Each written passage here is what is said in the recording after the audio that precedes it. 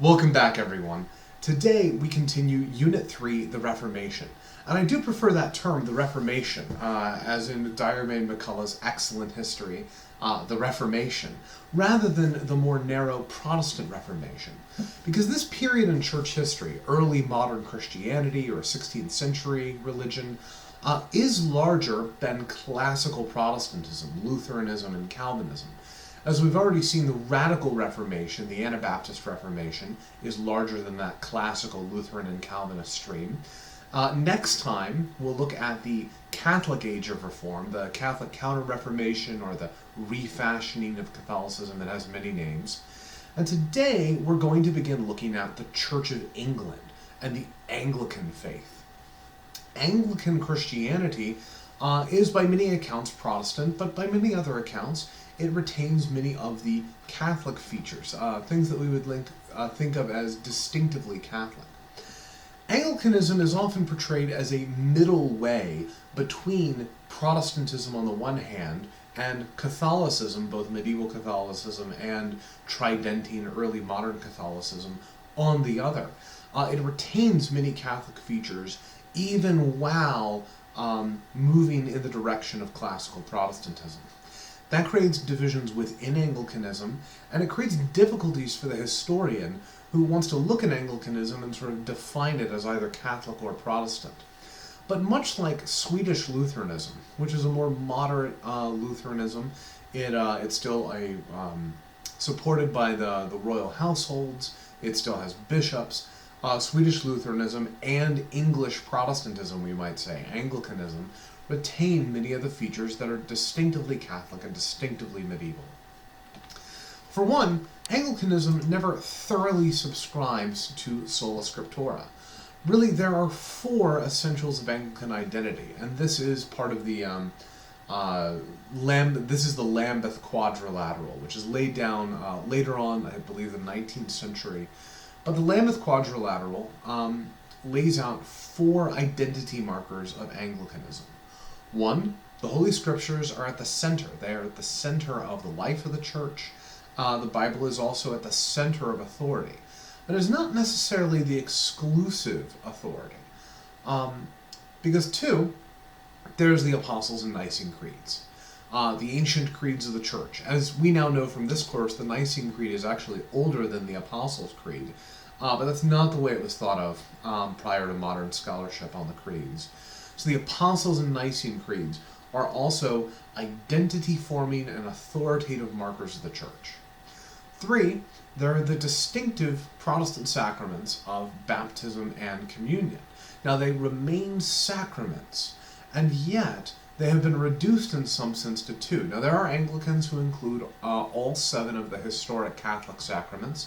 There are other Anglicans who say there should be no limit on what is sacramental because the ultimate goal of Christianity is to make all of creation, the entire human race, a sort of indwelling of the Holy Spirit, right? A location, a sacramental location of God's interaction with humanity. But at the very least, there are the two that Lutherans and Calvinists agree on, baptism and communion. And the fourth marker of Anglican identity, as laid out by the Lambeth Quadrilateral, is the historic episcopacy. That is, the monarchic episcopate, in which one single presbyter, one single pastor, is not only a pastor of a local congregation, but is a sort of pastor among pastors who oversees all the congregations from a cathedral within a diocese. And there's only one central authority within that diocese, the bishop. That's the historic episcopate. And if we overlap these four markers of Anglican identity, we can see a great similarity between them and the four criteria of mutual recognition that Irenaeus of Lyon lays out around the year 180.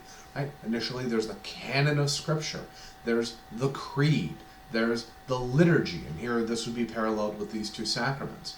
And then fourth, there's the apostolic succession of monarchical bishops. So Anglicanism, in that sense, looks very much like ancient Christianity, and it has a lot to commend it for precisely that reason. Anglicanism gets around many of the questions of Protestant versus Catholic and the debates that arise even within Catholicism in the Middle Ages and between Eastern and Western Christianity in late antiquity and the early Middle Ages. It gets around these questions by in some ways refusing to rule on them, by saying we can have this diversity of doctrine because we have a unity of worship. And that principle is not exclusively an Anglican principle, but it is part of the genius of the Anglican tradition, and it's also at the root of many of its conflicts. That if you have a unity of worship, then in the practical day-to-day life of the church, all of us can come together, say the same prayers, say the same creeds, and we might interpret that liturgical heritage differently. We might mean slightly different things when we say, for instance, that the Eucharistic bread and Eucharistic wine are the body and blood of Christ. We might mean what Thomas Aquinas meant, or what Martin Luther meant, or what John Calvin meant, but we can all say, this is my body, this is my blood. And that ability to come together in prayer will hold everyone together. This is essentially the principle known as lex orandi, lex credendi. Lex orandi, the rule or law of prayer, your orans, oral prayer, is the rule of faith. Lex credende, credo. The rule of prayer is the rule of faith. And there's some sense, now Anglicans have their own confessional documents, the 39 Articles. We'll talk about them today. But Anglicans are probably more united around their common prayer. In fact, that's the name of the Anglican liturgical book, the Book of Common Prayer. This is ultimately what unites Anglicans together, is this ability to come together in a common worship service, and there, even with different interpretations on the meaning, engage in a common action. Now, oftentimes in Anglicanism that stretches the breaking point, and we'll see why as we move forward. And therefore, within Anglicanism, there's also a lot of debate as to what should and should not happen in worship. In a way, what Calvinism and Lutheran do in theological debates, Anglicanism ends up doing within liturgical debates. After all, whether or not you believe in, for instance, the sacrifice of the Mass, or the representation of the once-for-all sacrifice of Christ on the cross, you can still sort of have the priest break the bread, break the consecrated Eucharistic host, and say, Christ our Passover is sacrificed for us. Right? And you can interpret that in a Catholic manner, you can interpret that in a Calvinist manner. But a Lutheran probably wouldn't want to go there.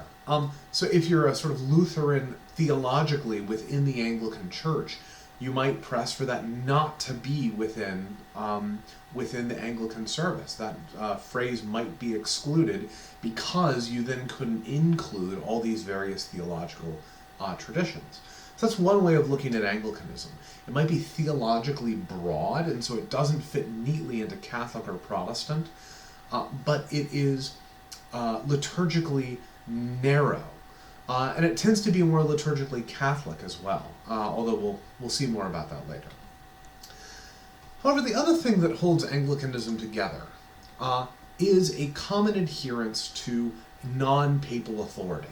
It's almost part of the definition of Anglicanism, that Anglicanism ultimately sees the Pope as not the head of the Church on earth. In that sense, it is very Protestant.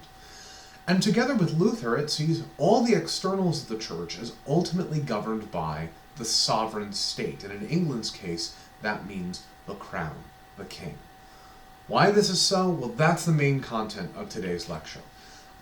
Anglicanism begins as a separate, distinct, independent form of Christianity, not originally through doctrinal debate. That enters into it and sort of causes an evolution within Anglicanism, and schisms within Anglicanism as well.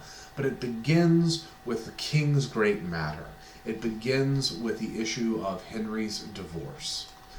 So, who are the monarchs of the English Reformation?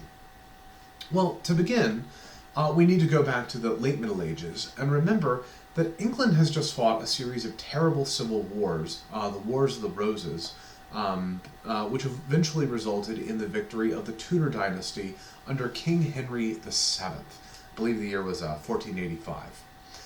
King Henry VII, therefore, had won in his was the legitimate branch of the Plantagenet dynasty. So his particular form of the Plantagenets was Tudor. But England had come out of this lengthy period of civil war, and there had been this great crisis of authority. Now, think of the parallels on the European continent. On the European continent, there had been a division between multiple popes with the Avignon Schism, and then multiple councils during the Council of Basel versus the Council of Florence. And so the popes were very jealous of their particular authority over the church when the Reformation began. So too with Henry's. With the Tudor dynasty, we have kings who are very jealous of their particular prerogatives as king, because they have just seen the results of a schism within, schism is not really the proper term, but a civil war within their country over multiple contesting kingships. So we have Henry VII, and he has multiple sons. One of them is named Arthur, who dies. He's not able to ascend to be King of England. It's his brother Henry VIII who becomes king in the year 1509. Just to run through these kings, we'll go through Henry VIII, Edward VI, Mary Tudor, Elizabeth I, James I, Charles I, the Commonwealth Interregnum, Charles II, then on from there to James II, the Glorious Revolution, William and Mary, and then finally Queen Anne, and then we're off to the Georges that take us to the American Revolution. And so much of English Christianity, and even to some extent the origins of American Christianity, lie in disputes that happen among the royals. But what you have to remember at this first point, at this first stage, is that Henry is the son of a man, Henry VII, who has won a victory in the Wars of the Roses, and that his brother Arthur died young before he could become king, and Henry VIII becomes king instead. And Henry VIII marries his brother's wife, Catherine of Aragon. Now, Aragon is in what we currently call Spain. She's related to Ferdinand and Isabella, and Catherine of Aragon is related to Charles V, Holy Roman Emperor. So she is related to the House of Habsburg. And to the Spanish monarchy, and of course Charles V is both Holy Roman Emperor, Karl V, and King of Spain, as Carlos I. And as King of Spain, he's ruling over his New World Empire. He's commanding Cortez in his conquest of the Aztec Empire. He's commanding Pizarro in his conquest of the Incan Empire. And so she is part of the most powerful dynasty in the world. But she was previously married to Henry's brother Arthur. And then Arthur died. He was young, he was weak. And Henry became king and married his dead brother's wife, which is, biblical practice and a common practice at this period. Well, we'll go through all the wives as we go on. The trouble is that his queen, Catherine, is not able to produce a male heir. Remember, this is again one of the crises. They know what happens when kings do not produce male heirs. You send the kingdom into crisis and possibly into civil war. So this is known at the time as the King's Great Matter. Will Henry VIII be able to produce a male child who will be able to take over for him in his death and continue the Tudor dynasty? Well, Catherine of Aragon seems unable to become pregnant, and when she finally does, she gives birth to a daughter, Mary, born in 1516, just 1 year before Luther nails the 95 Theses onto the church door in Wittenberg. And Henry, of course, I'm sure he loves his daughter in his own way, but it seems Henry is incapable of loving most people in any way. And he really is just terribly disappointed and wants a male heir. At the same time, he is introduced to a young woman named Anne Boleyn. Anne Boleyn, who is she's the hot new thing at court. And the Boleyn family is sympathetic to the new Protestant movement that's arising on the continent. So Anne Boleyn sort of steals Henry's heart, and Henry, disappointed in his wife Catherine, that she cannot produce a male heir, decides that he's going to carry on an affair with Anne Boleyn, and ideally divorce Catherine of Aragon and marry Anne. Well, he appeals to the Pope to get a divorce. That's the only way you can get a divorce in the medieval world, or in the early modern world, or really in the Catholic world. You have to appeal to the Vatican. And he appeals on the grounds, first of all, that she's unable to produce a male heir, right? This is no good as a marriage. It's not fulfilling basic marital duties. And Catholic popes had granted annulments of marriages before, which is like a divorce, except it says the marriage never happened. Marriage can't end, but we could say the marriage never happened, is the idea of annulment. The Pope says no, first of all, because Catherine of Aragon is well connected. She is part of this family of Isabella and Ferdinand and Charles V. She's part of this great Habsburg dynasty. And the Pope needs the Habsburgs' protection. He needs the Habsburgs' protection from the Turks, and, as he's slowly learning, from the Protestants as well. Well, Anne Boleyn, Henry continues his relationship with Anne and continues to think of ways to get rid of Catherine. And eventually, he comes upon the idea, she was previously married to my brother Henry, and the promise when they got married was that she had never had a relationship with Henry's brother Arthur. Arthur again was weak. He was dying when they got married, and she says, I never had any sexual relations with him. I was a virgin on my wedding night with you, Henry. And Henry says, yeah, but that's not going to fly in court. See, if she had been previously married and if she had not been a virgin, that would have been lying about the terms of their marriage.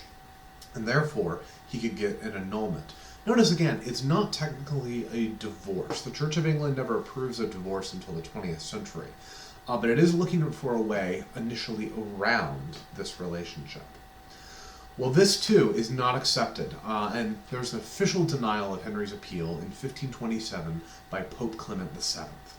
Now Henry is stuck in this position where he has a wife who he doesn't want, he has this woman Anne Boleyn who he does want, and Anne Boleyn and her Protestant-leaning family begin feeding Henry some of Luther's ideas. Now, Henry is a devout Catholic, at least as devout as someone of Henry's character could be. Henry believes in Catholicism. He is like Erasmus. Like Erasmus, he's a supporter of the Renaissance. His Lord Chancellor, Thomas More, is one of the great figures of the Renaissance, but he supports a specifically Catholic humanist version of the Renaissance. Like Erasmus, he's called on to prove his credentials, and he writes treatises against Luther. Right? He can't stand Luther. Everything Luther stands for seems wrong to Henry. And yet, Anne Boleyn begins feeding him information. For instance, Luther's appeal to the German nobility. And remember Luther's 1520 treatise, appeal to the German nobility, which is an appeal by Luther saying there's something terribly wrong in the church. And the state properly has control over all law, right? Penance is not a church duty. Prison, that's how the state will carry out temporal punishment, through a judicial system and a prison system.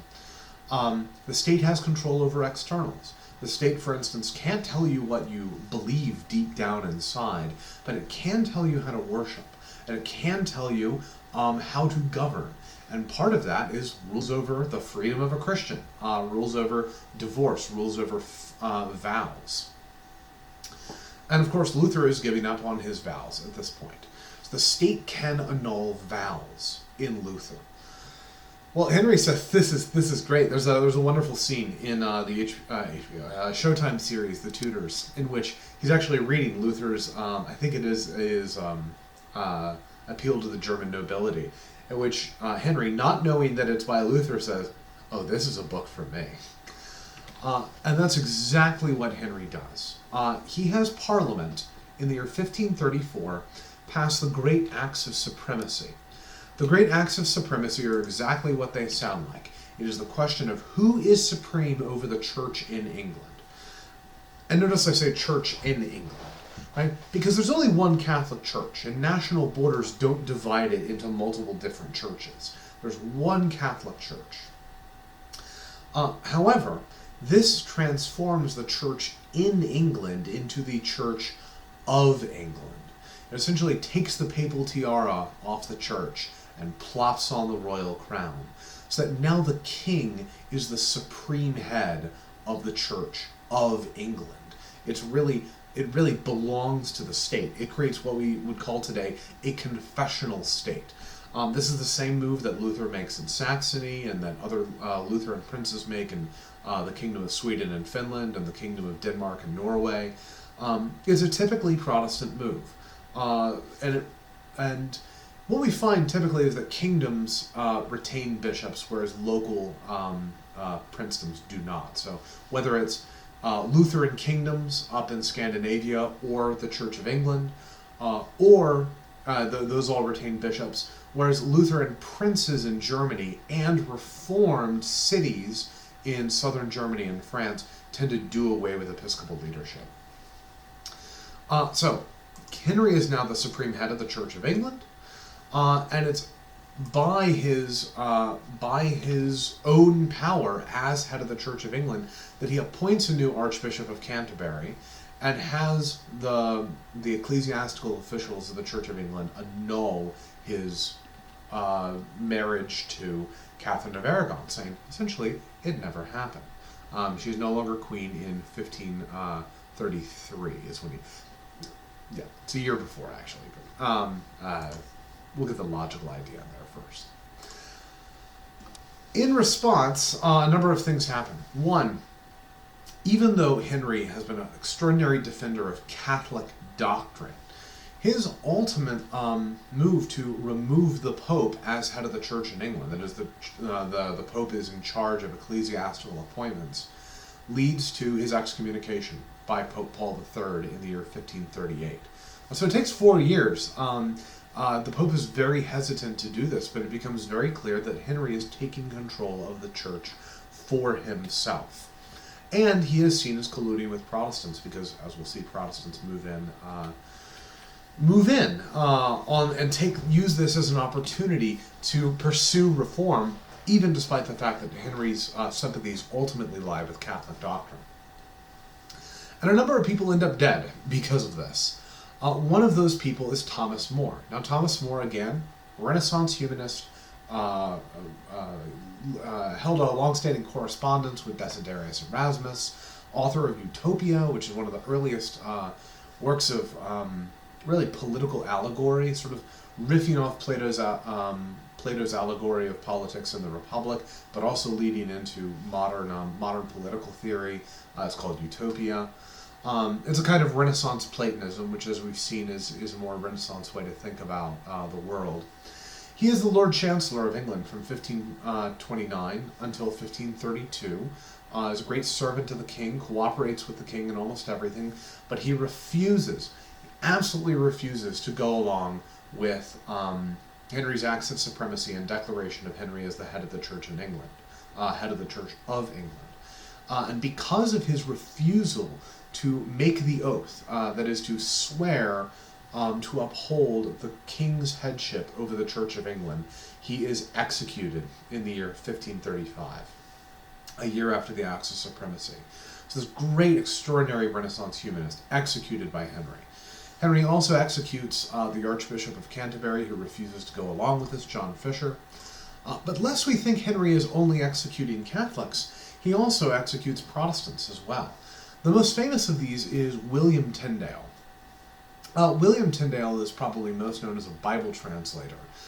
He illegally, after escaping to the continent for a period, translated the Greek Bible into English. Remember, that's not an illegal act throughout most of Europe, but it is in England because of the Lollards, because of John Wycliffe's translation of the Latin Vulgate into English earlier on, and the association of a vernacular English Bible with with the cause of Protestantism and with the cause of what the Catholic Church considers heresy.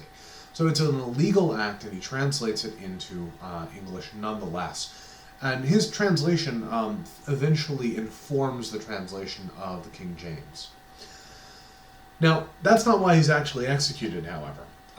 William Tyndale is ultimately executed because he actually sides with the Pope on the divorce of Catherine of Aragon. William Tyndale courageously says divorce is never authorized by Christ. Christ specifically forbids divorce. He says marriage is a lifelong covenant, and Paul reiterates that there can be no divorce in the fullness of the Christian life. It is a sin to get divorced, and it's one you can't repent of without actually, undoing the sin. Right? That's how repentance works, right? You have to actually repent of the sin. You would have to go back and try your best to reconcile with your spouse. And for criticizing Henry in this matter, William Tyndale is burned at the stake in 1536. I believe Thomas More and John Fisher are beheaded. Well, all of these executions aside, Henry is now caught in between emerging Protestantism and a reactionary Catholicism. And he is forced, not really forced, he is, his court now, especially because of the influence of the Boylens, becomes a center of Protestant reform. Protestant sympathizers begin sort of entering into Henry's inner circle through the Boylens.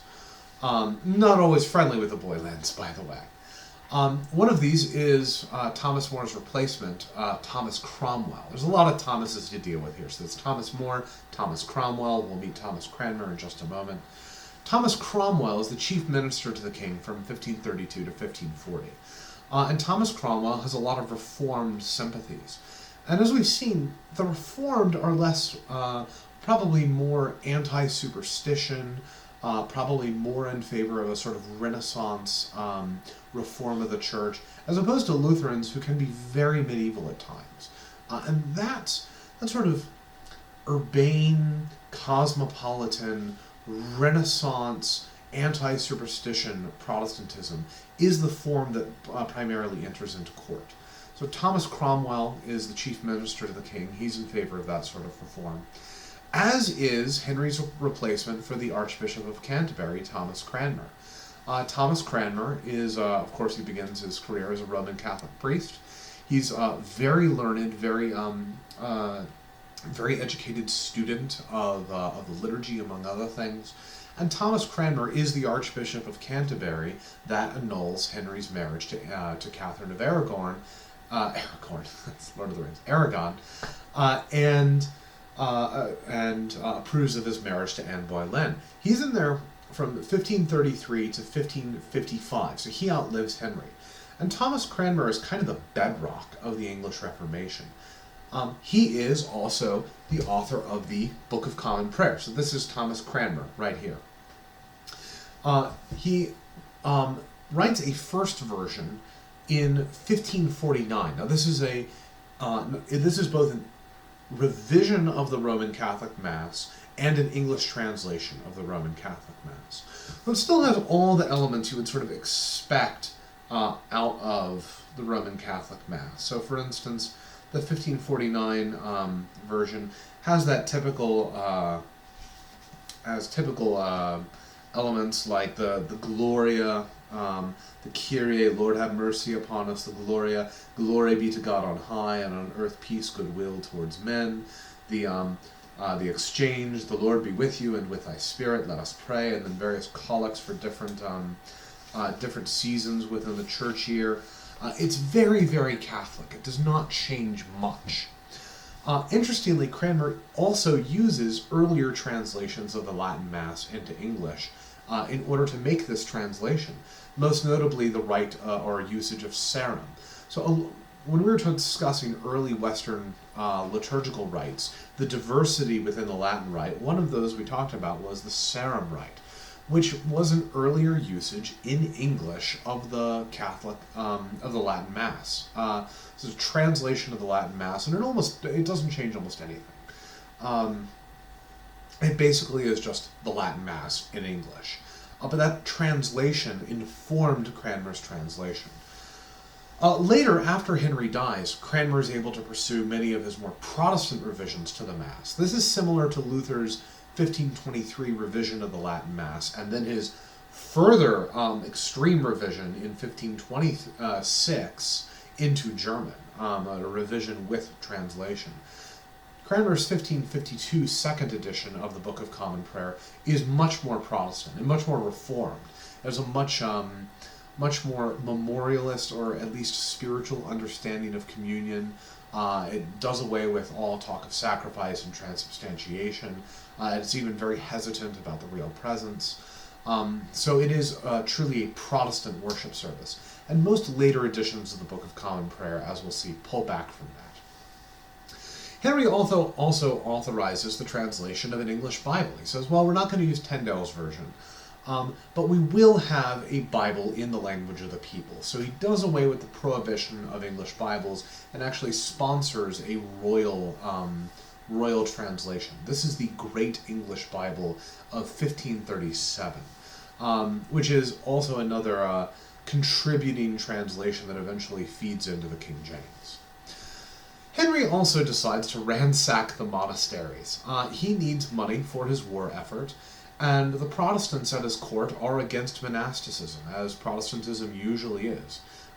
They believe that everyone should sort of live within the world, that there shouldn't be these otherworldly landowning institutions, that celibacy is somehow straight up not a calling of the Christian life. And so Henry, needing money, and the Protestants at court, desiring to break the backs of the monasteries. That's the other element. Monasteries, of course, support Catholics throughout the land. Remember, the people are Catholic. They're not sort of seeking out reform. And the monasteries are supporting Catholicism among the people, including their devotion to the Pope. But see, what happens is the Pope begins to be seen not as sort of the head of the church, but as a foreign political power. And so Catholicism comes to be associated with treason. So Henry carries out, in two stages, in 1536 and 1541, the dissolution of the monasteries, in which all the great old monastic houses of England are destroyed. You can still go to these today. There's beautiful old Gothic monasteries, absolutely phenomenal structures, graveyards filled with monks. You can go to Tintern Abbey, for instance, near the border with Wales, just on the border with Wales, and see these massive buildings that were utterly destroyed during the English Reformation. The monks were kicked out, the treasures were taken, all the money and lands that they had were turned over to the crown, and this allows the English state to centralize political authority in the same way that the French state is doing, or will be doing, about 70 years afterward. There are still some functioning monasteries in England. Some of these monasteries turned into parish churches, but that's a later development. The English church, the Anglican tradition, pulls back from some of the Calvinist radicalism and moves back in a more Catholic direction. But that's something we'll see later on in today's lecture.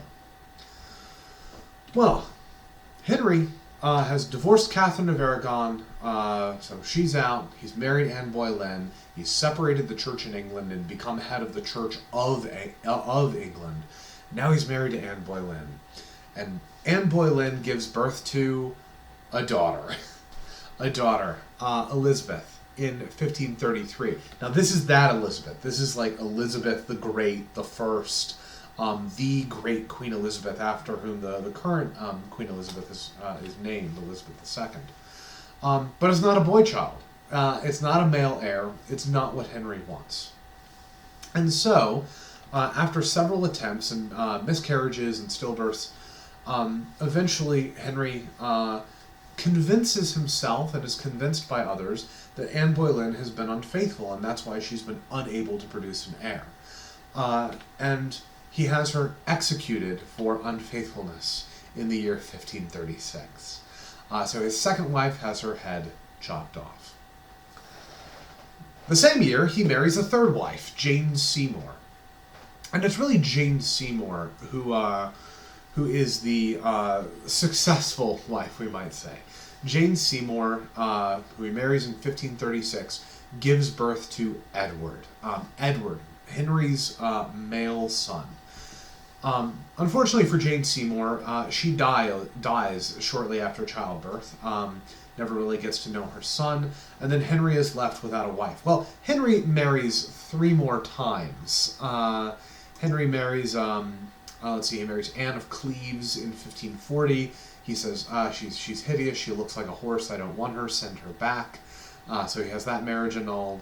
He marries Catherine Howard. He is eventually convinced that she is cheating on him, and she probably was, so he has her executed in 1542. Finally, he marries Catherine Parr in 1543. Catherine actually survives him, tries to make a claim to the throne later on. It doesn't go so well for her. So over and over again, Henry marries, but the ones we need to remember is that his first wife, Catherine of Aragon, Aragon, gives birth to Mary. His second wife, Anne Boleyn, gives birth to Elizabeth, and his third wife, Jane Seymour, gives birth to Edward, who is his right and proper male heir. Well, in 1540, he goes to marry his fourth wife, Anne of Cleves, who he apparently just thinks is hideous and can't stand and hates her, and there's a whole lot of politics behind that as well. And he begins to suspect that his minister, Thomas Cromwell, is scheming, and so he has Thomas Cromwell executed in 1540. Finally, Henry dies. Finally. And when Henry dies, his male heir takes the throne. This is Edward VI. He takes the throne in 1547. And we move here from the Henrician Reformation, in which the king basically supports Catholicism, but not the Pope. Catholic doctrine, but not Catholic ecclesiology. And there are influences from Protestants who sort of influence things underneath him and behind the scenes. Into the Edwardian Reformation, a 6-year period in which the king is pretty much directed by Thomas Cromwell. Thomas Cranmer, author of the Book of Common Prayer. And the Archbishop of Canterbury is able to pursue a more Protestant direction of reform.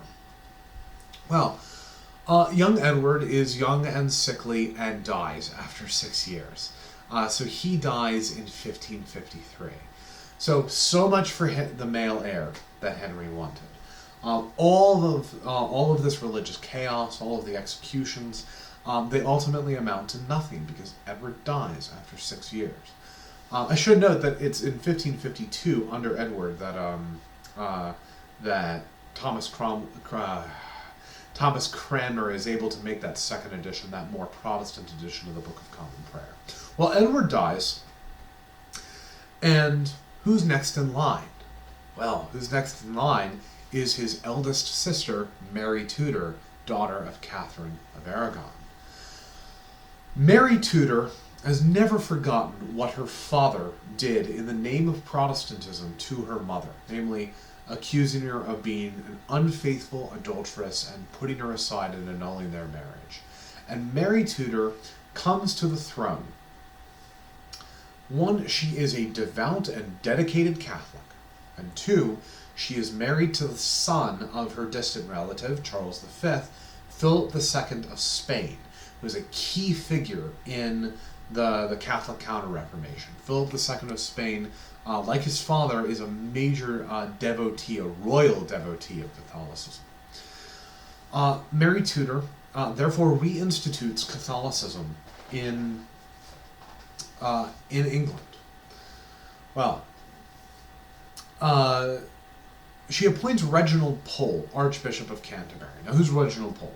Reginald Pole was an English Catholic priest who, during the Henrician Reformation, fled from England because he couldn't make that oath to the king, just like Thomas More refused to and John Fisher refused to, and he fled to Rome. And there in Rome, he worked in the English Pontifical College, maintaining a colony of English expatriate Catholics.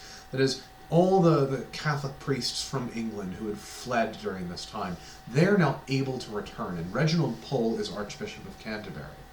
But don't think of Pole as a religious radical. In fact, Pole, like some other Catholics who will meet, like Gasparo Contarini, is probably more sympathetic to Protestants than most. But that doesn't mean that he's not willing to use the state to persecute Protestants. And Mary certainly is. Mary has one of the Protestant claimants to the throne, Lady Jane Grey, executed. She executes Thomas Cranmer in 1556. Thomas Cranmer is actually brought before trial, and he's told to deny Protestantism. And Thomas Cranmer is always sort of willing to do what the royals say, so he denies it. He recants his Protestant errors. But then it becomes clear that he's going to get executed anyway, because after all, he's the guy that annulled the marriage between Henry and Catherine. And so Thomas Cranmer is going to be executed anyway, and he says, well, if I'm going to be executed anyway, then fine, I'm a convinced Protestant.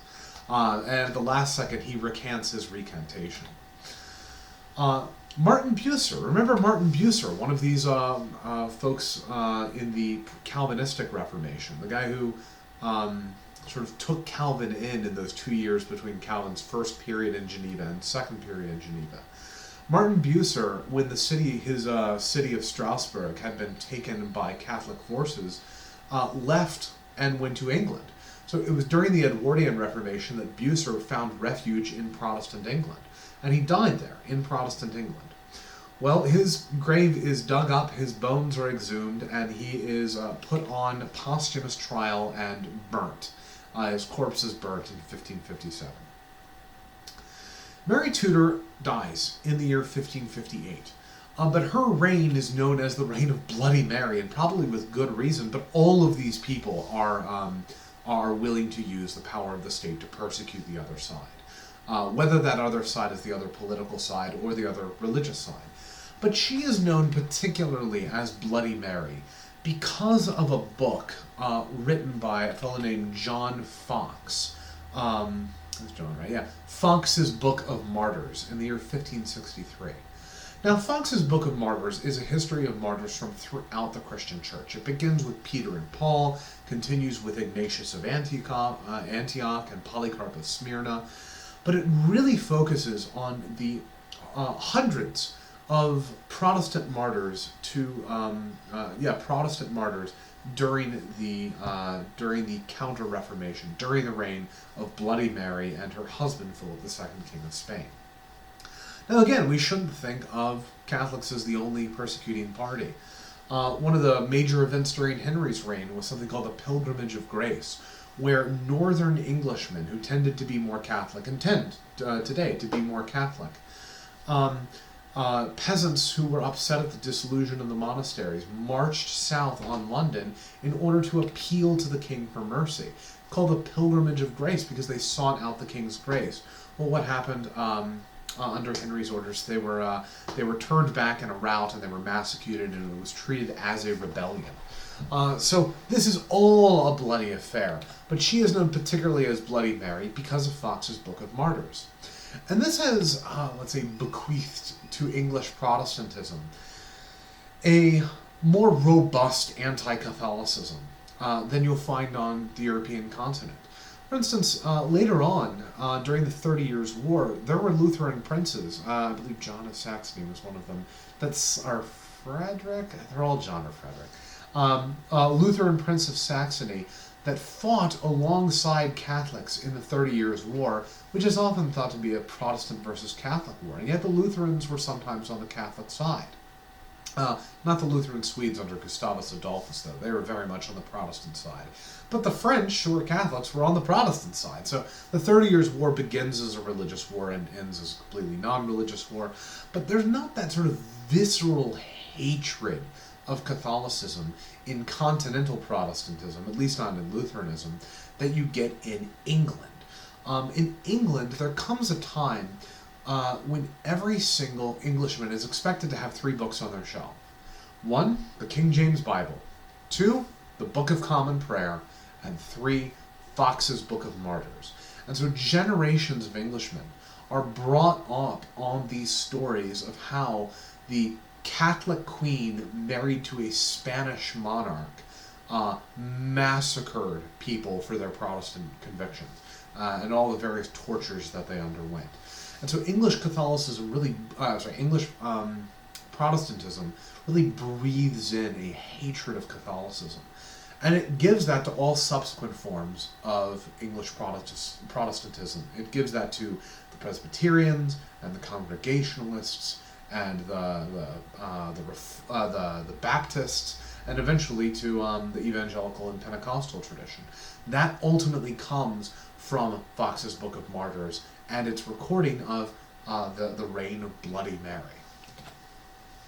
Well, Mary dies in the year 1558. So she also has a short reign, a 5-year reign. And the next person to become monarch is her younger sister, the daughter of Anne Boleyn, Elizabeth I. Elizabeth I had been held in prison throughout Mary's reign. And Elizabeth I, being the daughter of Anne Boleyn, is a Protestant. And what we can refer to here is the Elizabethan settlement. The Church of England is sort of refounded at the beginning of Elizabeth's reign in 1558. The English Parliament passes two major acts here. One, it reestablishes the monarch's supremacy over the Church of England, so the monarch, the Queen in this case, is head of the Church of England. And it also passes the Act of Uniformity, in which it says worship must be according to the Book of Common Prayer.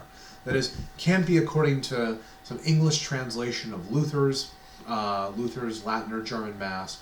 It can't be according to some worship, reformed form of worship, like Calvin's reform of worship in Geneva. But it also can't be the Catholic Latin Mass. It can't even be an English translation of the Latin Mass.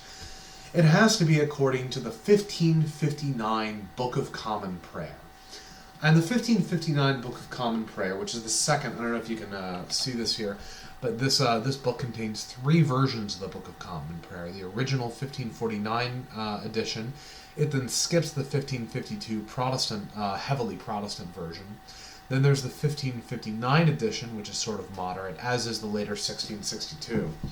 The 1559 edition of the Book of Common Prayer is the standard form of worship, and you must worship legally. You have to worship using that particular liturgical text. Anything other is what is known as nonconformism, nonconformity, not conforming to the Act of Uniformity that lays this down as the standard. Her Archbishop of Canterbury is Matthew Parker, who is very much like Thomas Cranmer, in that he is in some ways reformed, maybe more reformed theologically, but more Catholic in terms of ceremony and in terms of liturgy. This is also the stage at which the Church of England attempts to come up with the doctrinal standard, the 39 Articles. The 39 Articles are very similar to the Augsburg Confession, the basic confession of Lutheran churches, although it is slightly more reformed in its theology, slightly more Calvinistic. So there are clear statements of predestination, although not double predestination. It leaves that ambiguous. And it talks more about spiritual communion. It expressly says that only the faithful receive Christ in communion. So Christ is not in the bread. Christ is received by the faithful who encounter him spiritually.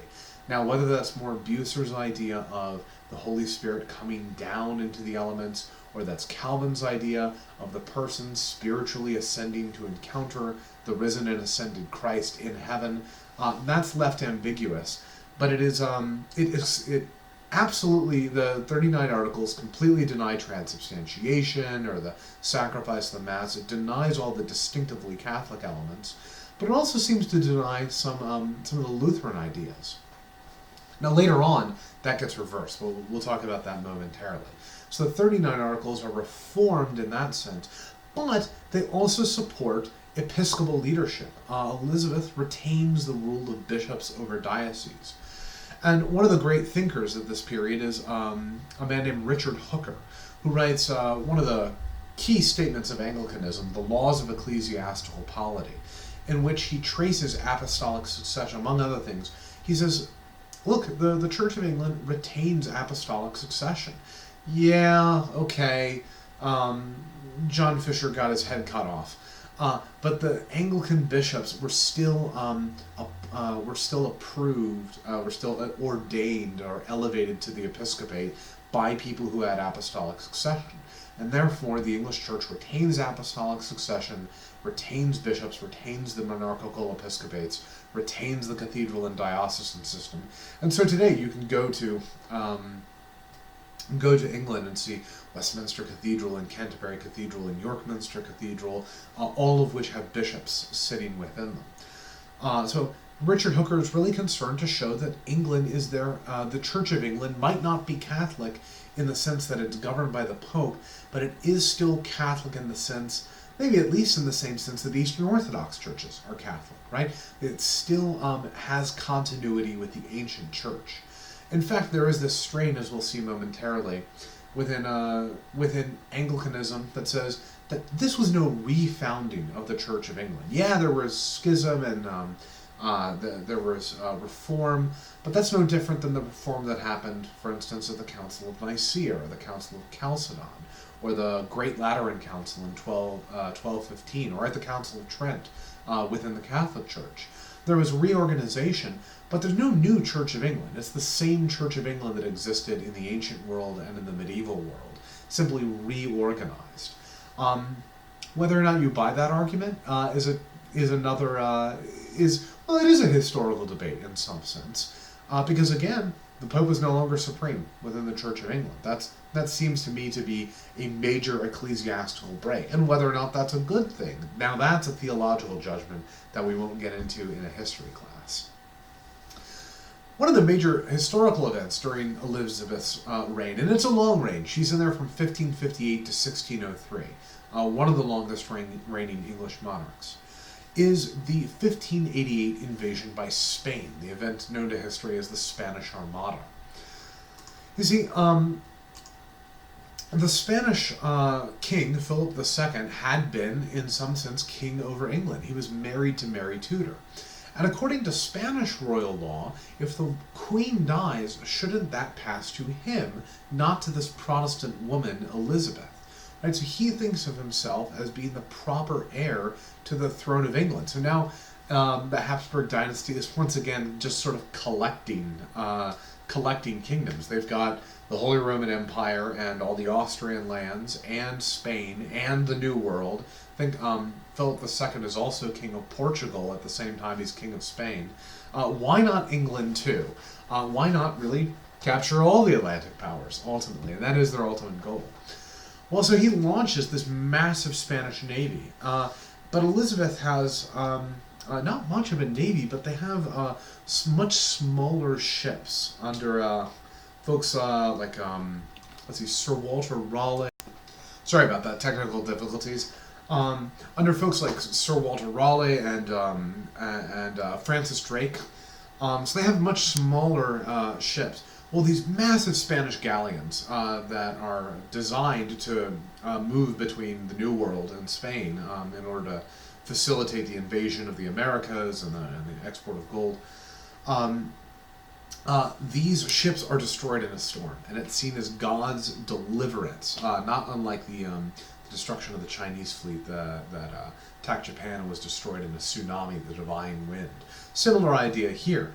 And the remaining Spanish galleys are picked off by these smaller forces, these privateers. And it really solidifies the Elizabethan settlement. Another interesting two ironies here. One, all Henry wanted was a male heir, and yet one of the greatest English monarchs is his daughter Elizabeth. And Elizabeth becomes sort of the symbol of stability within England, and she really creates this final settlement between the church and the crown and Parliament in there as well. So that's one irony. The second irony is that as a woman, she's able to fill a role within Protestantism that is really cut off by classical Protestantism, Lutheranism and Calvinism, and that's the role of the Virgin Mary. Right? The Virgin Mary has this extraordinarily magnified role within Catholicism relative to other Christian traditions. She's seen as, Our Lady, our protectress, as our advocate, this sort of lady at court. Well, you cut all that out, but there's still this sort of natural urge, I think, to seek out the superior or even the divine feminine. And Catholicism meets that urge by focusing on the Mother of God. England at this time is able to focus that attention onto Elizabeth. And she never takes a husband. She's known as the Virgin Queen, right? So here is Our Lady, the Virgin Elizabeth, who's able to fulfill this sort of Marian role, at least for a time, within English Protestantism. Well, all is not well in the Elizabethan settlement, however, for the same reason that the Calvinistic Reformation doesn't see all as being well within the Lutheran Reformation, and that's because the Calvinistic Reformed do not see either Lutheranism or Elizabethan Anglicanism as being fully reformed. And so late in Elizabeth's reign, maybe not even that late, you have a rise in two factions within the Anglican tradition, within the Church of England. One of these is one that's sort of fine with the Elizabethan reform. We've reformed it enough. Let's keep bishops, let's keep the liturgy, let's keep the Book of Common Prayer. And then you have those who want to fully reform it. But in England, they don't usually take on the title Reformed. These Calvinistic voices take on the title Puritans, right? They want to purify the Church of England. So we think of Puritans as like people in hats with the white bands, and up in Massachusetts, Mayflower Pilgrims aren't actually Puritans, because they're not members of the Church of England, right? Puritans, by definition, are members of the Church of England. They remain within the Church of England. They regard the king or queen as the supreme head of the Church of England, but they want to more fully reform or purify the established church in line with Calvinist teaching, in line with Reformed Calvinism. So they have three basic categories of proposed reforms. One is to eliminate bishops and dioceses and replace them with presbyteries. Right? So this is the same model that has been put into place by this point by John Knox in Scotland under James VI. James VI of Scotland, who will soon become James I of England. So you still have this geographical area called a diocese, centered on a city, in which there's the cathedral in the middle of the city, and then there's multiple congregations within the city and then in the countryside, and that region is the diocese. Do away with bishop, do away with the cathedral, rename the diocese to a presbytery, but it's the same region, the same congregations, but it is ruled over by a council of presbyters. That is, the pastors within all of the churches, not just, it's no longer a cathedral, all of the churches are ruled over by this common council of presbyters, or the presbytery. So create a Presbyterian system along the lines of the Church of Scotland, which is in conformity with some of John Calvin's views. 2, reduce the liturgy to its bare essentials. Get rid of the glory, like even more than the 1552 Book of Common Prayer, which is the most Protestant version. Get rid of those. Get rid of things like the Gloria, and get rid of things like the Sanctus. Do away with all the ceremonial and ritual, especially do away with hymns. Reduce it to only Scripture. Right? So that's in line with what Calvin has already, we've seen Zwingli and Calvin already do in Zurich and Geneva, with what Occam-Padius was doing in Basel, with what Bucer was doing in Strasbourg. The Calvinistic Reformation believes that the authority of Scripture alone includes, under its heading, that only Scripture should be used in worship. So no hymns, get rid of those, only sing psalms, all of that. And get rid of imagery, icons, of course, probably incense as well. 3, in addition to the reform of the church structure and to the reform of the liturgy, is they want a real reformed standard of faith. They think the 39 Articles goes in the right direction, but it hasn't gone far enough. So they want to codify reformed teaching in a exact English confession of faith, something like what they have on the continent.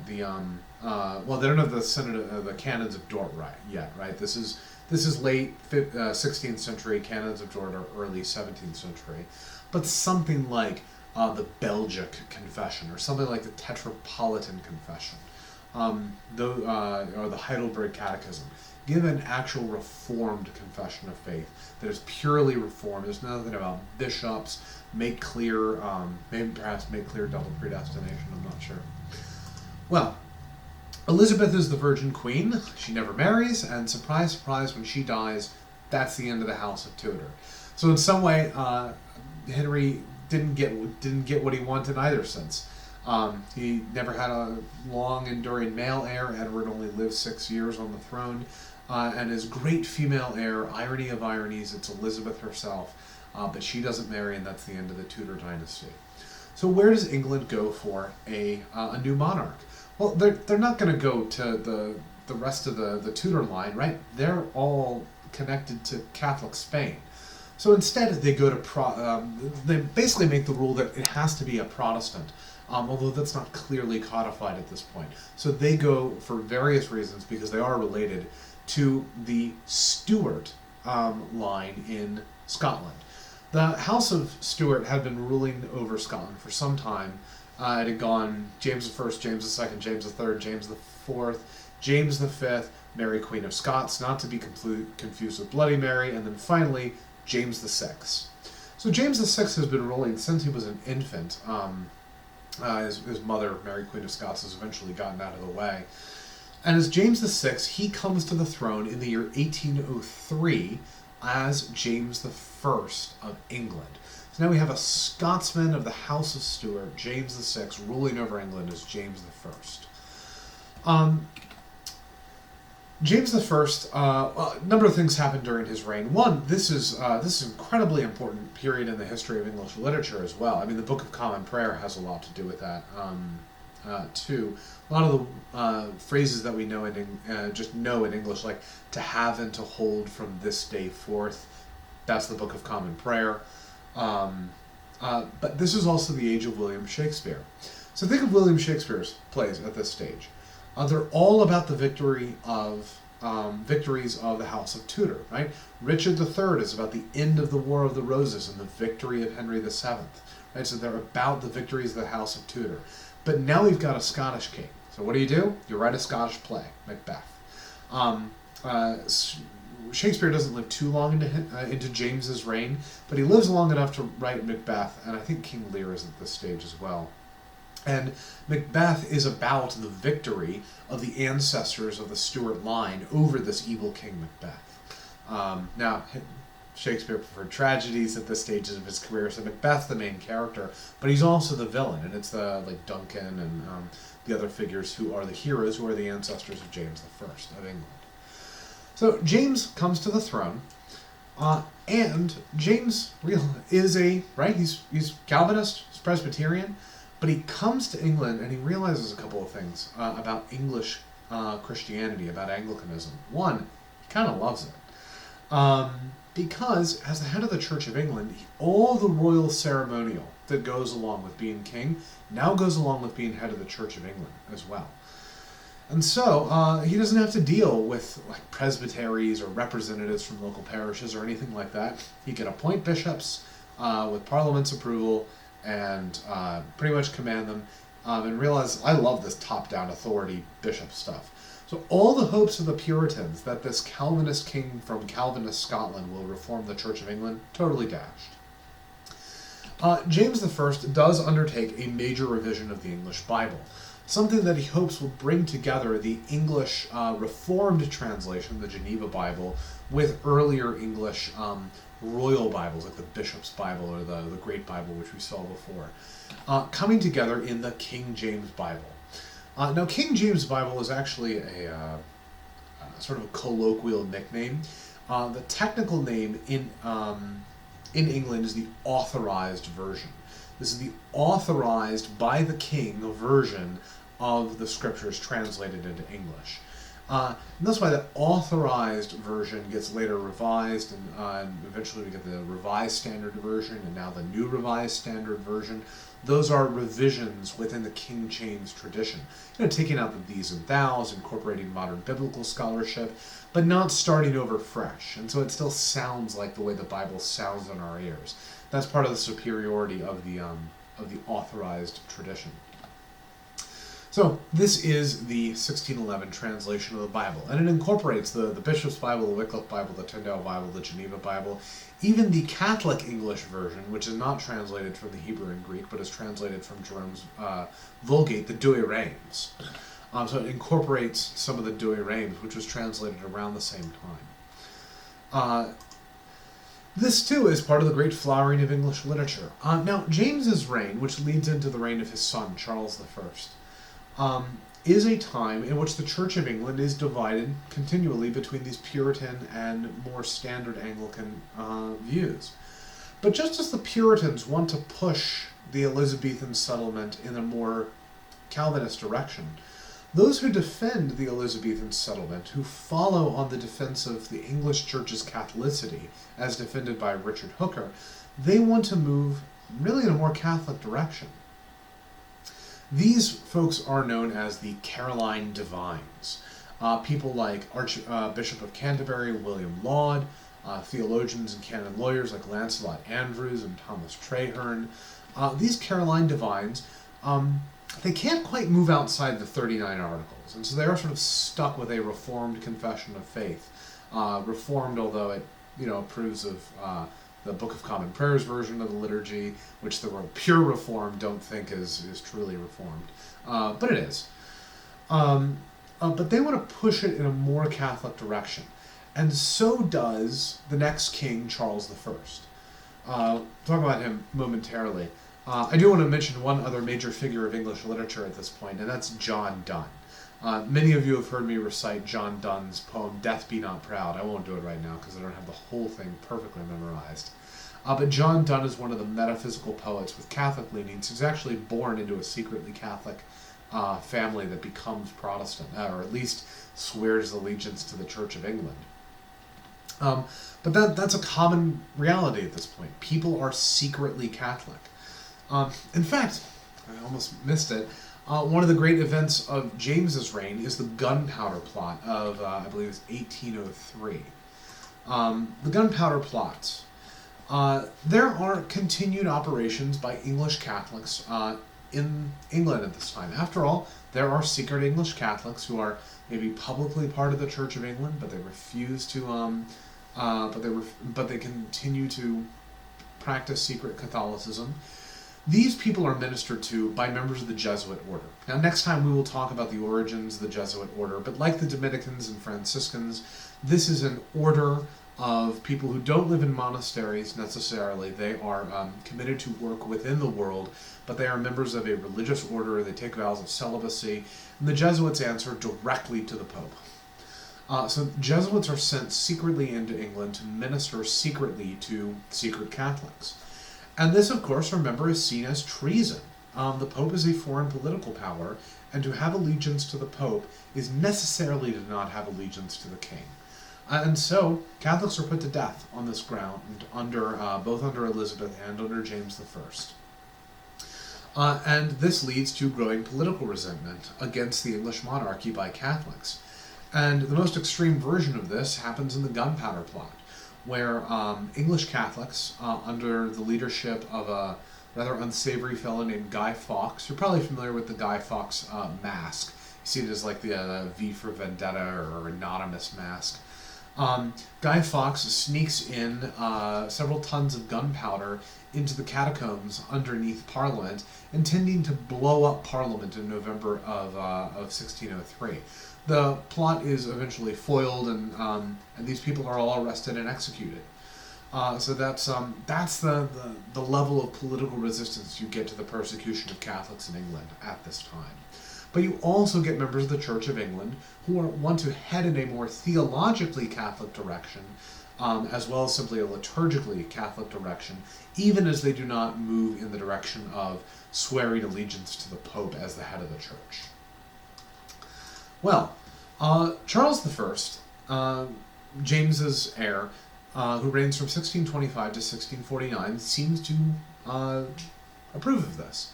And the Caroline divines, named after Charles, are these theologians like William Laud, Lancelot Andrewes, Thomas Traherne, and metaphysical poets like John Donne, or seem to be encouraged by Charles I in making this theological move. He's also married to a French princess, Marie something, they're all Marie. Charles I is not only moving in a Catholic direction. Politically, he's also moving in a more absolutist direction. Charles is a great admirer of what the French monarchs, following Henry of Navarre's ascent to the throne as King Henry of France, are doing in France at this point, namely consolidating all political power within themselves. Remember, the French don't have to deal with a parliament. They've had to deal with lords, but in a way, the French kings don't have to deal with a parliament. The French kings have had to deal with their lords, but they've pretty much totally submitted them at this point. That will reach its apotheosis under Louis XIV, the Sun King. Charles I wants to head to this direction in England. But of course he can't raise taxes without Parliament, right? It's written into the English political constitution by the Magna Carta of 1215, no taxation without representation. So when Charles needs taxes, he calls Parliament and says, all right, raise taxes, gather me some money, and then once they're done, he dismisses them. And there's this long period, something like 14-year periods, where Parliament is never in session because the king does not call them into session because he doesn't need money. He uses his private wealth and overseas contacts and previous raising of taxes, so forget Parliament. So he's moving in a politically absolutist and a theologically Catholic direction. This means that there is an alliance between Calvinist Protestants who oppose the king and want to purify the Church of England, the Puritans, and anti-royalist parliamentarians, members of Parliament who believe that Parliament should have a regular role in the governance of the realm of England. This leads to a split that results ultimately in the English Civil War from 1642 to 1651. On the one side, you have the Cavaliers, or the Royalists, and on the other side, headed up by Oliver Cromwell, you have the Roundheads, or Puritan Republicans. Not certain that all Roundheads are necessarily Republicans, but they are rebelling against their king. There's only one way that's going to end. Remember, Republican in this sense means strictly they don't want a king, right? It doesn't mean like modern republicanism. It means simply, or even it doesn't mean rights or democracy. It means simply rule without a king. Well, Charles I is eventually defeated. In 1649, he's removed from the throne, and he is executed. So he is executed by Oliver Cromwell and the resulting parliament. England is declared to be no longer a kingdom, and we have the Commonwealth of England. Now remember, Commonwealth comes from the Latin res publica, which is also where we get our term republic. Oliver Cromwell sets himself up as Lord Protector of England. Now what's Lord Protector? It's a king in all that name. It has no royal authority, but also it doesn't. There's no restrictions on the Lord Protector's power, at least none that matter. So the king's done away with, Parliament is now supreme, and the Lord Protector is supreme within Parliament. But for religious purposes, what matters is that after the declaration of the Commonwealth in England, the Puritans get their way with the Church of England. And they carry out all three of those Puritan reforms. They do away with bishops, cathedrals, and dioceses and replace them with presbyteries. They do away with the historic, even the revised version of the Catholic liturgy that we find in the Anglican Book of Common Prayer, and reduce the liturgy to its bare Calvinistic essentials. And they publish the Westminster Standards. This is a Reformed confession of faith equivalent to the three forms of unity, the Heidelberg Catechism, the right? The Belgic Confession of Faith and the Canons of Dort. This is the English equivalent of that, the Westminster Standards. So it's sort of on the pattern of Luther's small and large catechism. They publish a shorter catechism and a larger catechism. And like the Augsburg Confession, they publish a Confession of Faith. And these are Presbyterian standards. And even today, the Presbyterian Church in the U.S. Holds to these as their standards, or at least the Presbyterian Church in America does, and the Orthodox Presbyterian Church. So this is the English equivalent of those continental Reformed standards. Well, Oliver Cromwell's tenure as Lord Protector is characterized by all the things that you would expect to characterize Calvinism. Not all of them. Actually, he's fairly generous as far as these things go to the Irish, whereas many of the extreme Calvinists in his court want him to simply decimate the Irish and bring them into a forcible English Calvinist Church of Ireland. He doesn't do that. But he does outlaw much of what characterized both Catholic and Anglican English life: drinking, dancing, smoking, card playing, literally doing anything but reading scripture quietly on the Sabbath, any flamboyant clothing. In essence, he just tries to destroy English culture, all forms of culture except strict biblical literary culture. And for this and other reasons, there is a rebellion after his reign ends. His son Richard briefly becomes Lord Protector, but Parliament decides that we simply cannot run England without a monarchy. The monarchy is sort of woven into English political life, and Charles' son, Charles II, is restored as monarch in the year 1660. And part of the attitude is, and never shall we speak of this again. England will now always have a king, and Republican sentiments in England always have to deal with this period, the Commonwealth period, the period of Oliver Cromwell's Lord Protectorship. Well, Charles is called back, and the Puritan reforms are undone. The Book of Common Prayer is restored, for instance. Bishops are restored to their sees. Cathedrals are re-elevated to the status of cathedrals. Presbyteries are dissolved and dioceses are reestablished. The Westminster Confessions have no status within the Church of England. I'm actually not 100% certain what happens to the older Anglican 39 Articles. Are those actually reinstated at this point? Or are they sort of left beside as a historical document? Let me know in the comments below. After all, there are many Anglicans who say the 39 Articles are not the essence of Anglicanism. The essence of Anglicanism is this rule, lex orandi, lex credendi. And it's 2 years after Charles II's restoration in 1660, in the year 1662, that the 1662 Book of Common Prayer is instituted. It's a minor revision of the 1559 Book of Common Prayer, although it contains one fairly reformed anti-Catholic and perhaps even anti-Lutheran element known as the Black Rubric, which is ultimately done away with in the American 1928 Book of Common Prayer. Has something to do with bowing before the Eucharist. But that version, the 1662 Book of Common Prayer, becomes the standard form of English worship from that time really until the present. Now there are tons of exceptions in the Church of England.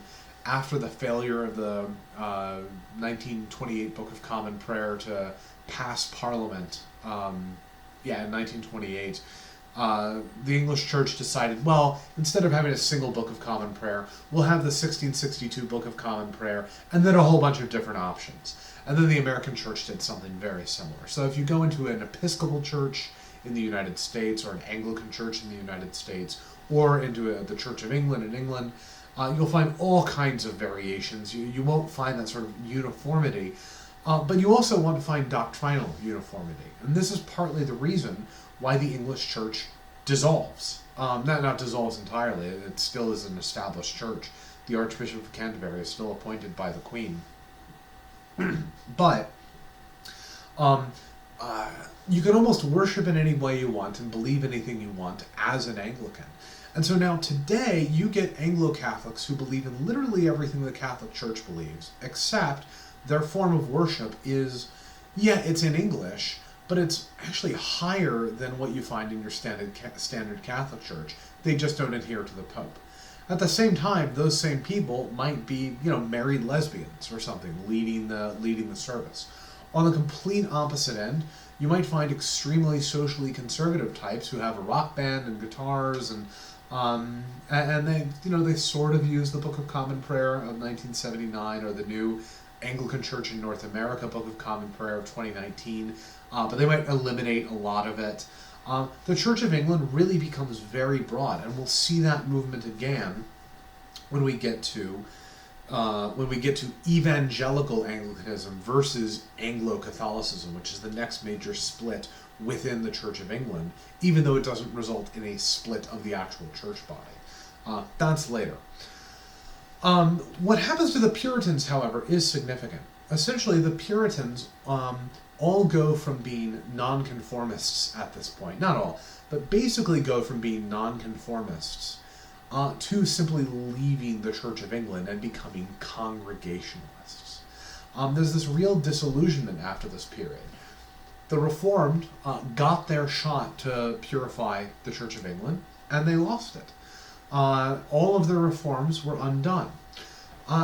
And think here about the other great monument of English literature, right? This is so connected to English literature. At this time, the 1667 poem in 10 books, Paradise Lost by John Milton. Right? Paradise Lost is kind of the Protestant version of Dante's Divine Comedy. But Paradise Lost what is it about? It's about, technically it's about Satan saying it's better to rule in hell than serve in heaven and getting cast out of heaven, then about his temptation of Adam and Eve, and about them losing that original grace in paradise and being cast out.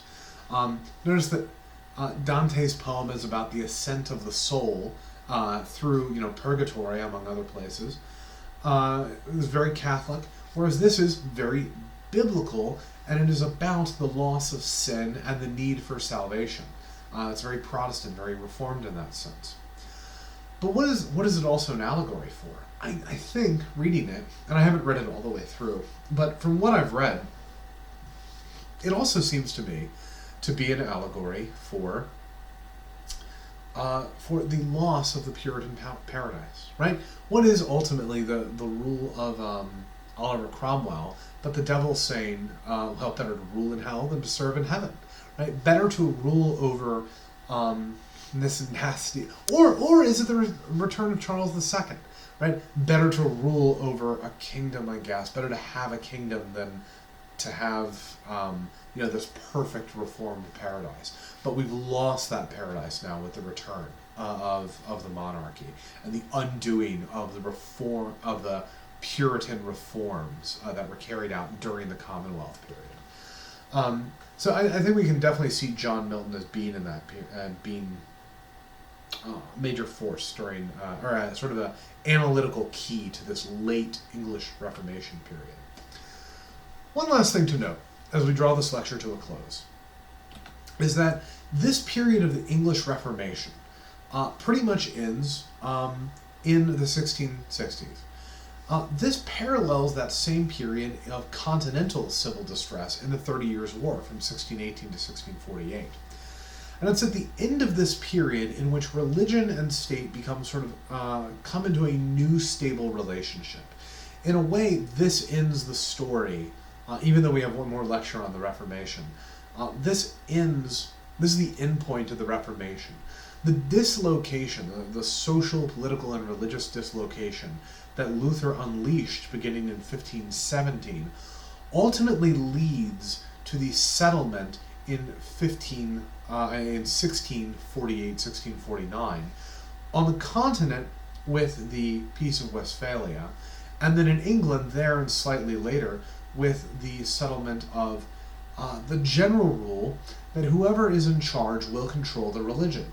Religion has gone from being an independent force under the Pope, separate from the state, to being a function of the state, and that's especially true in Protestant lands. In a way, Protestantism then is both looking back to the Byzantine model, where the ecumenical patriarch is essentially appointed by the Byzantine Empire, and the ecumenical patriarch of Constantinople is like a minister of religion for the Byzantine Empire. So Protestantism is sort of looking back to that much tighter relationship between church and state. It's also sort of looking forward to modernity, where your private religious beliefs are really your own, but your public action is determined ultimately by the sovereignty of the state. This is this rule that becomes standardized with the Peace of Westphalia on the continent in 1648. Quis regio eus religio. His the rule, his the religion. Right? The ruler, the sovereign ruler, determines the religion. This is not the same idea as the Middle Ages. In the Middle Ages, there's this idea of natural society, and it's a whole other political thing. Here, the idea is of the confessional state. The idea that the confession of the prince or duke or king or emperor is the confession of all the residents of the realm. That's the power of the sovereign state that comes in at this period. And you have basically four legal religions. Catholicism. You have Catholicism in certain German lands, in France and Spain. You have Lutheranism in Sweden, in Saxony, in Norway. You have Anglicanism, which sort of broadly encompasses both.